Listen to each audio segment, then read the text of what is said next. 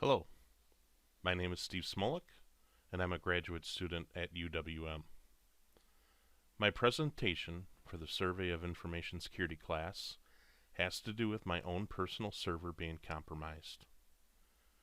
The perpetrator was able to hack into the ColdFusion administrator on my home web server due to a bug within the ColdFusion version 9 application. I will give you some background about my server and what ColdFusion is. I will then explain to you about the attack and how I believe that it happened.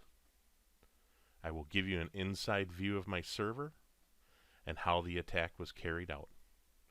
Finally, I will give you an analysis of the problem, what could have been done to prevent the problem, and what I'm doing to prevent against future attacks.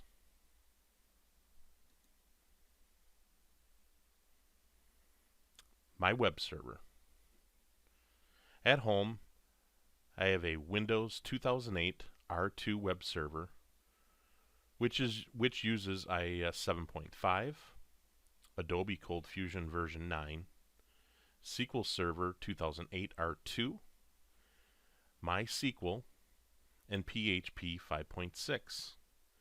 I use this server to host some of my websites that I use to run my fantasy sports leagues and a golf website that is used by a friend in his golf league. These sites have been developed with ColdFusion.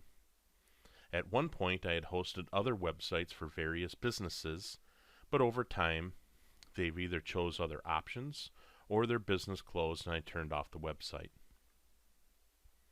Another reason that I like having my own home web server is for continuous learning and crafting my skills in web development. What is ColdFusion? ColdFusion is a commercial, rapid web application development platform. One of the distinguishing features of ColdFusion is its associated scripting language, the ColdFusion Markup CFML. CFML compares to the scripting component of ASP, JSP, and PHP in purpose and features, but its tag syntax more closely resembles HTML. While its script syntax resembles JavaScript, ColdFusion is most often used for data-driven websites or intranets, but it can also be used to generate remote services such as SOAP web service or Flash remoting. It is specifically well suited as a server-side technology to the client-side Flex. Now for a little introduction to my web server. So I remoted onto the server, and first I'm going to show you what CFML is. And as you can see, here it's running a query. So CF query, and then you just give it a name, and then there's your statement. Here's an if statement, else, if. So that's a little look at CFML. So again, kind of looks like HTML.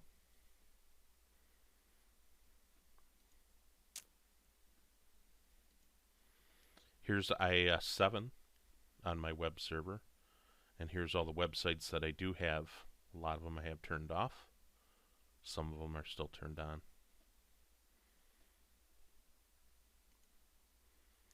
Here is SQL Server,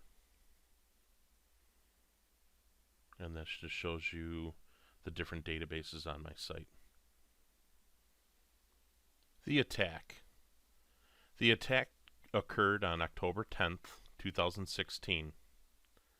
The perpetrator gained access to the ColdFusion administrator console. The ColdFusion administrator provides a browser-based interface for managing your ColdFusion environment. You can configure many things to provide optimal levels of security and functionality. Some of the features of a ColdFusion administrator is server configuration. The server area of the administrator lets you set up and manage the functionality of ColdFusion. You can define caching preferences, connect to data sources for use in ColdFusion applications, select debugging options, manage variables, set up task automation, and register Java applets, settings, and custom tags. Security, the security area of the administrator, lets you secure your development environment, and you can enable password protection for the administrator, enable password protection for remote access, and control access by using ColdFusion tags and functions to server resources. Some of the tasks that can be performed in the ColdFusion administrator: create and manage ColdFusion cluster, monitor system performance, secure your resources, manage and analyze log files, connect to ColdFusion data sources, schedule tasks, integrate Java applets and custom tags, manage undeliverable emails, download and install product updates and hotfixes. After they got on, they changed the mail server, which is located in the administrator, and they were able to modify it to point to one of their servers. Other than that, I found no other information or data that was modified. Now we'll take a look at the on how I believe that they got on. So what you can do in ColdFusion is, if you know the site and the address, you can actually log into the administrator via the internet. And I'm sure that what they did is they just brute forced my password, and then they were able to log into the administrator. And I'll give you a demonstration of what the administrator is and show you that shortly. The damage breakdown.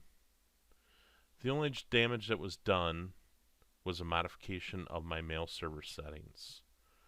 What that meant for me was the confirmation emails that I was sending out for my football pool did not go out. What happened is that I noticed that I was not getting any emails from the users of the pool. So normally people will submit their picks as early as Monday, and I, being the administrator of the football pool, along with that particular user, will get copied on an email sent from the system. So a couple of days into the week, I found it was strange that I wasn't getting any emails. So over 2,364 undelivered emails were found on my server. No other information or data was modified that I could find. So upon my initial investigation, that's what I concluded. So I looked at the contents of the email and noticed that the mail server was wrong. So was the username and password. Even the data inside the email was a bunch of gibberish. Without thinking, I hurried up and deleted all the emails within the undelivered folder of the mail log on the ColdFusion system. I then immediately logged onto the server, cleared out the bad mail on the server, the username and password information, and updated it with my information. I think quickly I changed the password to the ColdFusion administrator, thinking that they brute forced their way in. So I made the password harder than what it originally was. And this was going to be a temporary hold until I found the root of the problem. The problem with having a home server is that I did not have any fancy server monitoring tools, and I had to do some research to see what I can do in order to monitor my ColdFusion server better. So as you could see, what caused the problem, this is the ColdFusion administrator, and we'll even get a closer look and go onto the server.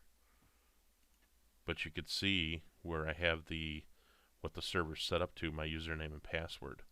And so this is the part that they changed.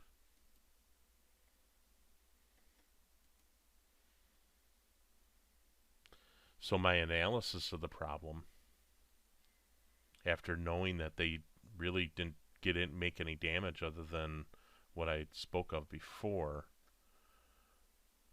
is due to lack of patching. My version is a couple hot fixes away from being fully patched, and also it's not upgraded to the full version. So I knew I was running my server at risk, and I figured out what the issue was once I noticed I wasn't getting any emails. But I'm also going to have to say that I was very lazy when it comes to patching the software. I know this is only an excuse,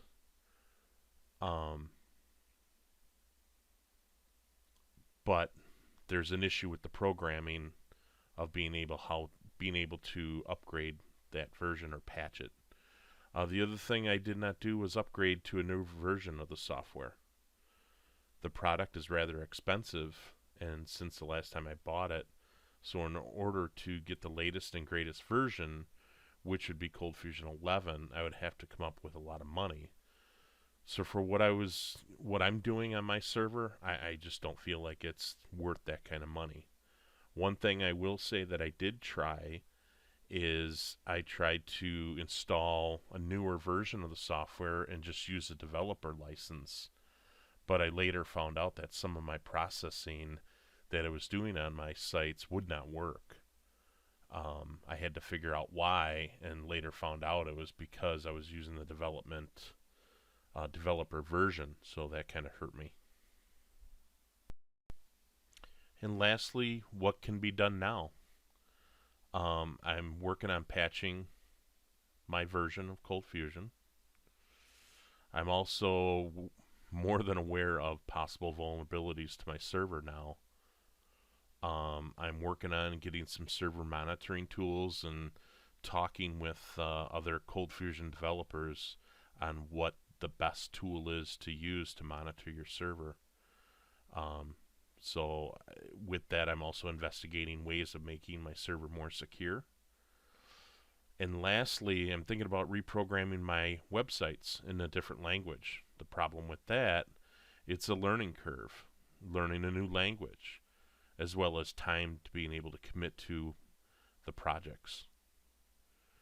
But I will say, due to the invaluable information that I learned in this class, it has reaffirmed to me on how easily things can get hacked if you do not attempt to protect yourself. To be honest, I never thought anyone would care about this little bit of data that I have on my server. It leads to nothing significant, and I'm still wondering why they wanted the Cold Fusion mail server.